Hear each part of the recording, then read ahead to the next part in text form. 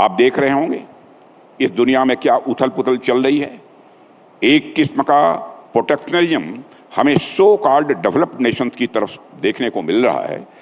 Trade war और tariff वार की स्थितियां गंभीर होती जा रही हैं। किसी समय एडमंड बर्क ने ईस्ट इंडिया कंपनी के बारे में कहा था, ये state in the guys of merchant. और आज की दुनिया में स्टेट जिस तरह व्यापारियों जैसे बिहेव कर रहा है, ऐसे में उनका यह कोट थोड़े चेंज के साथ ये merchant in the guys of state बन गया है। साथियों, लेकिन इन तमाम बातों के बीच मैं प्रधानमंत्री जी की उस बात पर आपका ध्यान दिलाना चाहूंगा जिसमें उन्होंने स्पष्ट कहा है, हम कभी भी अपने सिद्धांतों और मूल्यों से समझौता नहीं करेंगे। साथियों, कोई भी देश जब भी आगे बढ़ता है उसके साथ साथ कुछ देशों के साथ उसके विचार मिलते हैं, तो वहीं दूसरी ओर कुछ देशों के साथ उसके विचार नहीं भी मिलते हैं। जिनके साथ विचार मिलते हैं वह आमतौर पर उन्हें फ्रेंडली नेशन समझा जाता है और जिनके साथ विचार नहीं मिलते हैं उन्हें आमतौर पर एडवर्सरी समझा जाता है।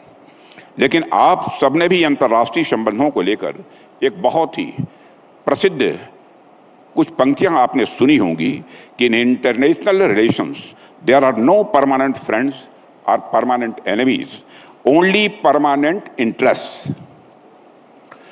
साथियों, भारत किसी को अपना दुश्मन नहीं मानता, लेकिन हमारे लिए अपने लोगों का, अपने किसानों का, अपने छोटे व्यापारियों का, अपने देशवासियों का यह इंटरेस्ट सबसे ऊपर है और हम किसी भी कीमत पर अपने देश के वेलफेयर के साथ समझौता नहीं कर सकते हैं।